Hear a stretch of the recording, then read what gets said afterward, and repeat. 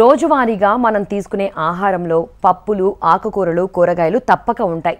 వీటితో పాటే శాకాహారంలో మాంసకృతులు అందించే మరొక ఆహారం పుట్టగొడుగులు. ఈ మధ్య కాలంలో పల్లెల్లో, పట్టణాల్లో చాలా మంది పుట్టగొడుగులను సీజన్తో సంబంధం లేకుండా పోషకాల ఆహారంగా తీసుకుంటున్నారు. దీంతో ప్రస్తుత తరుణంలో అధిక శాతం యువత స్వయం ఉపాధి పొందేందుకు పుట్టగొడుగుల పెంపకాన్ని చేపడుతున్నారు. తక్కువ పెట్టుబడి, తక్కువ శ్రమతో సేంద్రియ విధానంలో పెంపకాన్ని చేపట్టి అధిక ఆదాయాన్ని పొందవచ్చు. అయితే చాలామందికి పుట్టగొడుగుల పెంపకంపై ఆసక్తి ఉన్నా సరైన అవగాహన లేదు. ఏ రకాలు సాగుకు అనుకూలం, ఎలాంటి వాతావరణంలో పెంపకం చేపట్టాలి, పెట్టుబడి ఎంత అవుతుంది, ఆదాయం ఎంత వస్తుందో తెలియదు. ఈ క్రమంలో పుట్టగొడుగుల పెంపకంలో రాణించాలనుకునే వారి కోసం శ్రీకాకుళం జిల్లా ఆముదాలవలస కృషి విజ్ఞాన కేంద్రంలోని హోమ్ సైన్స్ శాస్త్రవేత్త భాగ్యలక్ష్మి అందిస్తున్న సలహాలు, సూచనలు ఇప్పుడు చూద్దాం. పుట్టగొడుగుల పెంపకం మొక్కలు పెంచేటట్టే, ఎందుకంటే పుట్టగొడుగులు కూడా వృక్ష జాతికి చెందిన మొక్కలే. ఇవి శిలీంద్ర జాతికి చెందిన మొక్కలు. మొక్కలకి పుట్టగొడుగులకి ఒకే ఒక్క తేడా ఏంటి అంటే మొక్కల్లో పత్రహరితం ఉండడం వల్ల మొక్కలు ఆకుపచ్చగా కనిపిస్తాయి. అలానే పుట్టగొడుగుల్లో ఈ పత్రహరితం అనేది లేకపోవటం వల్ల ఇవి మనకి తెల్లగా కనిపిస్తాయి. అంతేగాని ఇవి కూడా వృక్షజాతికి చెందినవే కాబట్టి నిరభ్యంతరంగా ముందుగా రైతులకి ఈ విషయం చెప్తున్నాను, ముందుగా ఈజీగా పెంచుకోవచ్చు అనేది మనం దృష్టిలో ఉంచుకోవాలి. అయితే రెండో విషయం ఏంటి అంటే ఈ పుట్టగొడుగులకి పెద్ద ఖర్చు ఏమీ అవసరం లేదు. చాలా ఈజీగా పెంచుకోవచ్చు, తక్కువ ఖర్చుతో పెంచుకోవచ్చు.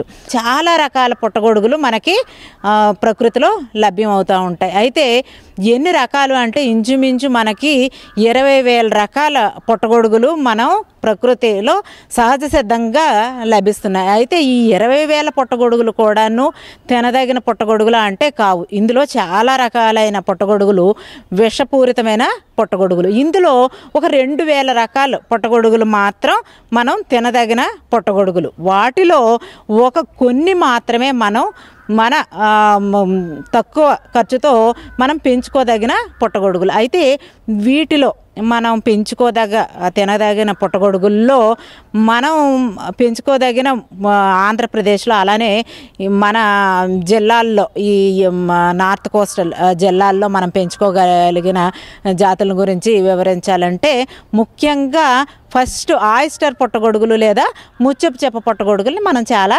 తేలిగ్గా పెంచుకోవచ్చు. అలానే మనం పాల పుట్టగొడుగులు, అలా మిల్కీ మష్రూమ్ని కూడా పెంచుకోవచ్చు. మూడో రకం వరిగడ్డి పుట్టగొడుగులు అలా లేదా ప్యాడిస్ట్రా పుట్టగొడుగులు. ఈ 3 రకాల పుట్టగొడుగుల్ని మనం చాలా తేలిగ్గా పెంచుకోవచ్చు. ముందుగా పెంచుకునే విషయాన్ని దగ్గరకు వచ్చేటప్పుడు అసలు ఎందుకు పెంచుకోవాలి అనేది మనం గమనించినట్లయితే ఈ పుట్టగొడుగులు చాలా రకాలైన ఔషధ గుణాలు ఉన్నాయి ఈ పుట్టగొడుగుల్లో. అలానే మనం సేంద్రియ పద్ధతిలో వీటిని తేలిగ్గా పెంచుకోవచ్చు. క్వాలిటీ ప్రోటీన్ అంటారు, నాణ్యమైన ప్రోటీన్ శరీరానికి అందించాలంటే మనం తప్పనిసరిగా పుట్టగొడుగుల పెంపకాన్ని ప్రోత్సహించాలి. అలానే వీటిలో ఖనిజ లవణాలు, విటమిన్లు, పిండి పదార్థాలు ఎక్కువగా ఉన్నాయి. అందుకోసం ఇవి పోషకాహారం, చాలా చక్కటి పోషకాహారం గర్భిణీ స్త్రీలకైతేనేమి, చిన్నపిల్లలకైతేనేమి, వృద్ధులకి అందరికీ తేలిగ్గా జీర్ణమైన ఆహారం. వీటిలో ఎక్కువగా ఏంటంటే పీచు పదార్థం అధికంగా ఉంటుంది. తెలుగు రాష్ట్రాల్లో వరి సాగు అధికంగా ఉంటుంది. కోత అనంతరం వచ్చే వరి గడ్డిపైనే పుట్టగొడుగుల పెంపకం జరుగుతుంది. అయితే మొక్కలకు నేల సారం ఎంత ముఖ్యమో పుట్టగొడుగులకు గడ్డి ఎంపిక అనేది అత్యంత కీలకమైన విషయం. గడ్డిని ఎంచుకునేటప్పుడు జాగ్రత్తలు తప్పనిసరి అని అంటున్నారు భాగ్యలక్ష్మి. చీడపీడలు సోకని, కుళ్ళిపోని తాజా గడ్డి పెంపకానికి అనుకూలమని అంటున్నారు. అదేవిధంగా సేకరించిన గడ్డిని శుభ్రపరచుకోవడంలో, నిల్వ చేసుకున్నప్పుడు మెలకువలను పాటించాలంటున్నారు. సెల్యులోజిక్ సబ్స్టెన్సెస్ అంటే సెల్యులోజ్ ఉండే పదార్థాల మీద పెరుగుతాయి అన్నమాట. సెల్యులోజ్ ఉండే పదార్థాలు అంటే ఏంటి అని అంటే ప్రతి వృక్ష నుంచి వచ్చే వ్యర్థ పదార్థాలు, వ్యవసాయ ఆధారిత వ్యర్థ పదార్థాల మీద ఈ పుట్టగొడుగులను చాలా ఈజీగా పెంచుకోవచ్చు. వ్యవసాయ ఆధారిత వ్యర్థ పదార్థాలు అంటే మనకి ముఖ్యంగా వరిగడ్డి, అలానే గోధుమ గడ్డి, అలానే మన రాగులు, చిరుధాన్యాల తాలూకా గడ్డి, అలానే ఏ రకమైన ఆకులు, ఇలా కర్రలు వీటి మీద అంటే సెల్యులోజ్ ఉండే పదార్థాల మీద సబ్స్టెన్సెస్ అన్నిటి మీద కూడాను ఈ పుట్టగొడుగులు పెరుగుతాయి. అయితే మన జిల్లా వరకు శ్రీకాకుళం జిల్లా వరకు వచ్చినట్టయితే, అలానే ఆంధ్రప్రదేశ్ మన రాష్ట్రంలో వరకు వచ్చేటైతే వరి మనకి ప్రధాన పంట కాబట్టి వరి గడ్డి మనం పంట అయిపోయిన తర్వాత వరిగడ్డిని మనం నిల్వ చేసుకున్నట్టయితే ఎండబెట్టి దాని మీద చాలా ఈజీగా పుట్టగొడుగుల్ని పెంచుకోవచ్చు. అయితే ఇప్పుడు మొక్కలకి నేల సారం ఎంత ముఖ్యమో పుట్టగొడుగులకి గడ్డి ఎంపిక అనేది చాలా కీలకమైన విషయం. గడ్డిని ఎంచుకునేటప్పుడు మనం ఏ రకమైన చీడపీడలు లేని గడ్డి, అలానే మట్టి ఏమీ లేకుండా శుభ్రమైన కుల్లకుండా ఉండే గడ్డిని ఎంచుకోవాలంటే తాజాగా ఉండే గడ్డిని మనం ఎంచుకోవాలన్నమాట. ఈ గడ్డిని ఎంచుకున్న తర్వాత మనం చక్కగా దాన్ని ఆరబెట్టాలి. కొంతమంది అడుగుతుంటారు మెషిన్ కోత గడ్డి పనికొస్తుందా లేదా అనేది. మెషిన్ కోత గడ్డి అయినా ఏ గడ్డి అయినా సరే ధాన్యం బాగా అందులో ఉండే ధాన్యం బాగాను వేరు చేసి ఏ ధాన్యం లేకుండా చూడడం ముఖ్యం. అలానే ఏ చీడపీడలు కుళ్ళిపోకుండా ఉండిన గడ్డిని, మంచి ఎండుగడ్డిని బాగా ఎండబెట్టి నిల్వ చేసుకోవాలి. మోపులుగా చేసుకొని లేకుంటే కట్టలుగా కట్టుకొని నిల్వ చేసుకోవాలి. నిల్వ చేసుకున్న గడ్డికి ఏ రకమైన తడిలో తడవకుండా ఇలా ఉండడం చాలా ముఖ్యం. ఈ గడ్డి గోధుమ రంగులో ఉండాలి, తాజాగా మనకి ఉండాలన్నమాట.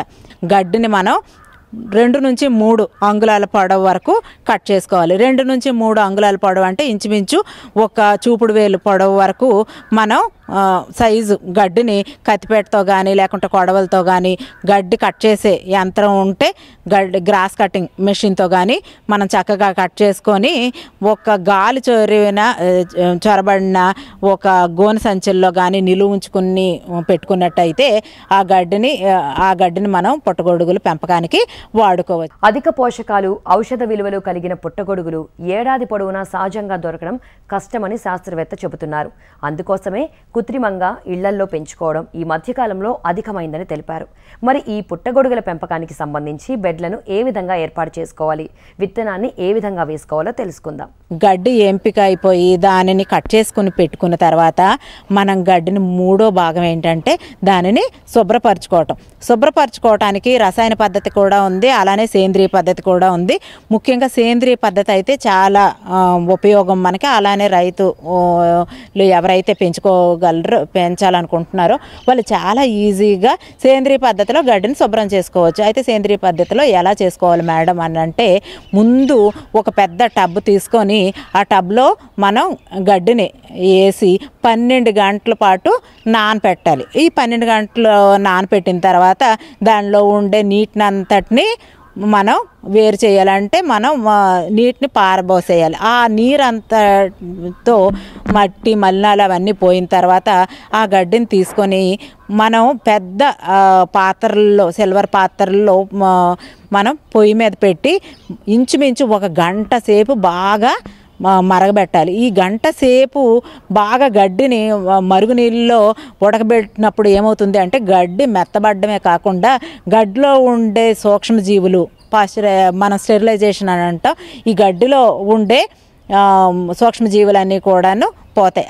ఆ తర్వాత మనం చక్కగా ఉడకపెట్టుకున్న గడ్డిని మనం టార్పలిన్ మీద ముందుగా ఏం చేస్తామంటే డెట్టాల్ కానీ ఫినాయిల్ కానీ వేసి టార్పలిన్ శుభ్రపరచుకున్న తర్వాత దాని మీద మనం ఈ గడ్డిని ఆరబెట్టుకోవాలి. ఆ గడ్డిని ఆరబెట్టుకోవటం అనేది కూడా కీలకమైన విషయమే. గడ్డిలో ఎక్కువ నీరు శాతం ఉండకూడదు, అలానే పూర్తిగా పొడి బారిపోకుండా ఉండకూడదు. అంటే తడి పొడిగా ఉండేటట్టు ముందుగా గడ్డిని ఆరబెట్టుకోవాలి. ఈ తడి పొడిగా ఉండేటట్టు ఆరబెట్టుకోవటం ఎలా అని అంటే 2 చేతులతో 1 గంట మనం నీళ్ళలో కానీ కొంచెం ఎండలో కానీ ఆరబెట్టుకునేటప్పుడు మనం 2 చేతుల మధ్య గడ్డిని తీసుకొని ఆరిన గడ్డిని గట్టిగా పిండినట్లయితే మనకి నీళ్లు కిందకి కారకుండా ఉంటే అది చేతికి తడి అంటాలి, కానీ నీళ్లు మాత్రం కిందకి కారకుండా ఉండాలి. ఇలాంటి జాగ్రత్తలు తీసుకొని గడ్డిని మనం చక్కగా రెడీ చేసుకున్నట్టయితే, ఉడకబెట్టుకొని రెడీ చేసుకొని ఆరబెట్టుకున్నట్టయితే దానిని మనం బ్యాగుల్లో నింపుకోవటానికి వీలవుతుంది.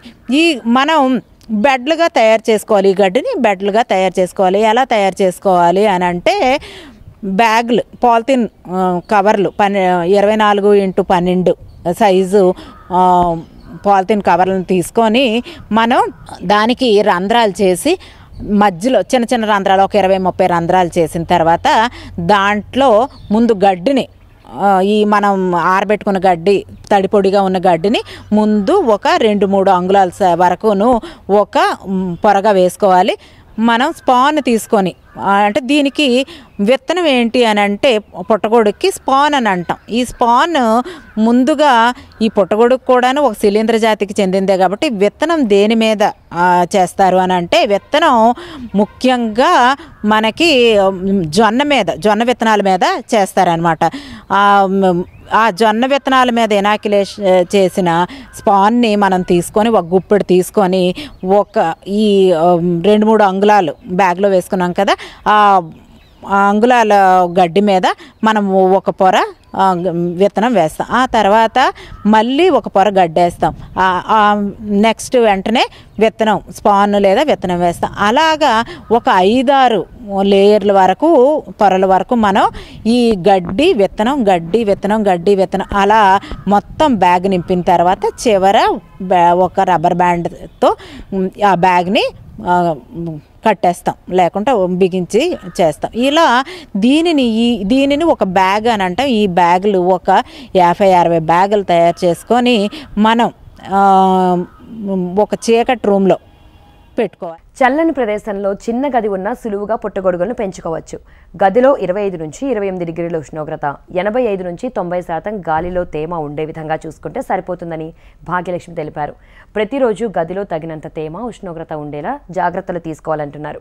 మార్చి నుంచి అక్టోబర్ వరకు గల వాతావరణం పెంపకానికి చక్కగా అనుకూలిస్తుంది. వాతావరణ పరిస్థితులకు అనుగుణంగా తగు జాగ్రత్తలు పాటిస్తే ఏడాది పొడవునా పుట్టగొడుగులను పెంచుకోవచ్చు. ఒక పూరి పాక్ కానీ, వాడని షెడ్ కానీ, లేకుంటే ఒక చిన్న రూమ్ కానీ, పెద్ద ఖరీదుతో ఉండే భవనాలు ఏమి అవసరం లేదు. మనకి ముఖ్యంగా ఉండవలసింది ఏంటి అని అంటే గదిలో తేమ, అలానే ఉష్ణోగ్రత తక్కువగా ఉండడం. అయితే గదిలో తేమ ఎంత ఉండాలంటే ఇంచుమించు 80 నుంచి 85% వరకు మనకి గాలిలో తేమ ఉండేటట్టు చూసుకోవాలి. పుట్టగొడుగుల పెంపకంలో ఇది ఒక మంచి కీలకమైన విషయం. ఎందుకు అని అంటే పుట్టగొడుగుల్లో ఇంచుమించు 80% నీరు ఉంటుంది కాబట్టి ఆ నీరుని యాజమాన్యం మెయింటైన్ చేయటం చాలా ముఖ్యం అన్నమాట పుట్టగొడుగుల పెంపకంలో. కాబట్టి నేను మళ్ళీ చెప్తున్నాను, చల్లటి ప్రదేశం, ఎక్కువగా తేమగా ఉండే రూము ఎంపిక ఉండేటట్టు చూసుకోవాలి. ఇలా చూడటానికి ముందుగా మనం ఏం చేస్తామనంటే తేమను రెగ్యులేట్ చేసుకోవాలి, అలానే ఉష్ణోగ్రతను రెగ్యులేట్ చేసుకోవాలి. కాబట్టి గదిలో ముందుగా మనం గోనె సంచులు తీసుకొని ఒక చిన్న రూమ్ కానీ, పాక్ కానీ, లేకుంటే ఒక షెడ్లో ముందు దాన్ని చల్లగా తయారు చేసుకోవాలి. చల్లగా చేయాలంటే కింద ఒక ఇసుక పొర కానీ వేసుకొని ఆ ఇసుకను బాగా తడిపినట్టయితే రూము చల్లగా మనకి ఇంచుమించు 25 నుంచి 28 డిగ్రీల సెంటీగ్రేడ్ ఉంటుంది. ఇది పుట్టగొడుగు పెంపకానికి చాలా అనుకూలమైంది. అలానే అనుకున్నట్టు గోనె సంచుల్ని తడి చేసుకోవాలి. ఈ గోనె సంచులు అంటే జూట్ గోనెల తాలూకా సంచుల్ని మనం కిటికీలకి అలానే గోడ చుట్టూ ఉంచడం వల్ల నీరుని గోనెల మీద చిలకరించినట్లయితే ఆ రూమ్ అంతా చల్లగా ఉండటమే కాకుండా ఉష్ణోగ్రతను నియంత్రిస్తాం, అలానే తేమను కూడా నియంత్రిస్తాం. అంటే ఇప్పుడు మనం గడ్డి ఎంపిక జరిగింది, అలానే మనం బ్యాగింగ్ ఎలా చేసుకోవాలో తెలుసుకున్నాము. రూమును కూడా మనం రెడీ చేసుకున్నట్టయితే ఇంచుమించు మనం అలా బ్యాగుల్ని ఒక అరల్లాగా చేసుకొని అరల్లో పెట్టుకోవచ్చు, లేకుంటే ఉట్టిల్లా చేసుకొని మనం వేలాడ తీసుకోవచ్చు.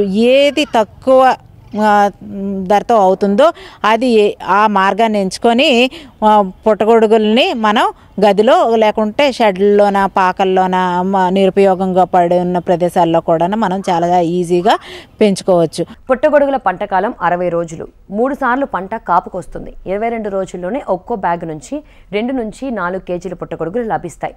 కేజీకి 200 రూపాయల చొప్పున అమ్ముకున్న రైతుకు మంచి ఆదాయం లభిస్తుంది. ముఖ్యంగా మనం ఈరోజు బ్యాగింగ్ చేసుకున్నట్టయితే ఇంచుమించు 22 రోజు చిన్న బొడిపల్లాగా పిన్ హెడ్స్ లాగా బయటకు వస్తాయి. మనం 1-2 రోజులు ఆగినట్టయితే మనకి పుట్టగొడుగులు మనకి పెద్ద స్థాయిలో పరిపక్వం చెందిన పుట్టగొడుగుల్ని పొందొచ్చు. అలా ఇంచుమించు ఒక బ్యాగ్కి 25 గ్రాముల స్పాన్ వేసుకున్నట్టయితే 20-22 రోజుల్లో మనకి దాని నుంచి 2 నుంచి 3 ఒక్కొక్కసారి అయితే బాగా వచ్చినట్టయితే 4 కేజీల పుట్టగొడుగులు లభ్యమవుతాయి. శ్రీకాకుళం జిల్లాలో ఈ మధ్య కాలంలో ముత్యపు చిప్ప రకాలైన పుట్టగొడుగులు పెంపకంపై యువత, మహిళలు ఆసక్తి చూపిస్తున్నారు. కృషి విజ్ఞాన కేంద్రం ఇప్పటికే ఈ రకాలపై అనేక ప్రయోగాలు చేసింది. మరి ఈ ముత్యపు చిప్ప పుట్టగొడుగులను ఏ విధంగా పెంచుకోవాలో ఇప్పుడు చూద్దాం. ఈ పుట్టగొడుగులు పెంచడానికి అనుకూలమైన టైం ఏంటి అని అంటే శీతాకాలంలో అంటే మనకు సహజసిద్ధంగానే శీతాకాలంలో చల్లగా ఉంటుంది కాబట్టి ముందుగా ఉష్ణోగ్రత ఇంచుమించు 28 నుంచి 30 సెంటీగ్రేడ్లో ఉండాలి. కాబట్టి శీతాకాలంలో మనకి ఆయిస్టర్ ముత్యపు చిప్ప పుట్టగొడుగులు పెంచుకోవటం చాలా ఈజీ అన్నమాట. ఎవరైనా ప్రారంభించవలసిన వాళ్ళు ముత్యపు చిప్ప పుట్టగొడుగులతో స్టార్ట్ చేయొచ్చు. ఈ ముత్యపు చిప్ప పుట్టగొడుగులు ఎందుకు అంటామంటే ఇవి చూడటానికి ఆయిస్టర్ ముత్యపు చిప్ప ఆకారంలో ఉంటాయి. ఇది ముందుగా తేలిగ్గా పెంచుకోవచ్చు. శీతాకాలంలో చాలా ఈజీగా తక్కువ శ్రమతోని తక్కువ పెట్టుబడితో మనం పెంచుకోవచ్చు. కాబట్టి ప్రారంభించవలసిన వాళ్ళు ముందుగా ఆయిస్టర్ పుట్టగొడుగులతో ప్రారంభించినట్లయితే 22 రోజులకి పంట వస్తుంది. ఇలా మెలితిప్పి మనం హార్వెస్ట్ చేసుకోవాల్సిన అవసరం ఉంది. ఇలా మెలితిప్పి చేసుకున్నట్టయితే ఫస్ట్ ఇలా మనం పంట తీసిన తర్వాత ఇంచుమించు 20 రోజుల తర్వాత ఇంకో 10-15 రోజుల తర్వాత మనకి చిన్న పిన్ హెడ్స్ అంటాం ఇలా కనిపిస్తున్నాయి కదా.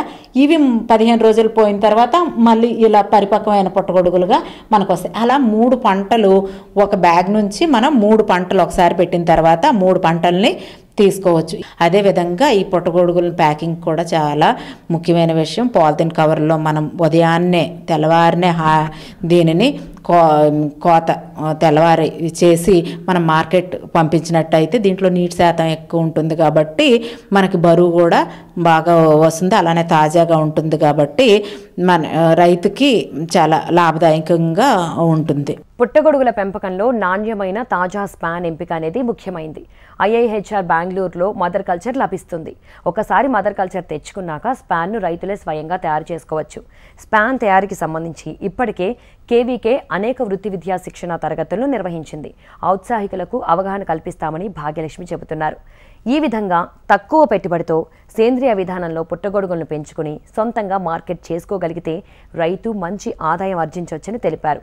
ఈ పుట్టగొడుగుల్ని ముఖ్యంగా మనం సేంద్రియ పద్ధతిలో గడ్డిని ఉడకబెట్టుకొని పెంచినట్లయితే సేంద్రియ పద్ధతిలో చాలా లాభదాయకంగా పెంచుకోవచ్చు. అదేవిధంగా మన శరీరంలో ఈ ఫార్మలిన్, కార్బండిజం ఇలాంటి రసాయనాలు తగ్గించి ఉడకబెట్టే పద్ధతి చాలా సులువైన పద్ధతి కాబట్టి ఉడకబెట్టి ఆరబెట్టుకొని ఆరబెట్టిన గడ్డిని ఈ బ్యాగుల్లో వేసుకొని మనం సేంద్రియ పద్ధతిలో చాలా చక్కగా ఈజీగా పుట్టగొడుగుల్ని పెంచుకోవచ్చు. రెండో విషయం ఏంటంటే ఈ స్పాన్ ముఖ్యంగా స్పాన్ ఎంపికే దీనిలో చాలా ముఖ్యమైన విషయం. ఈ విత్తనం అనేది IIHR బెంగళూరు నుంచి ముఖ్యంగా రైతులు తెచ్చుకోవచ్చు.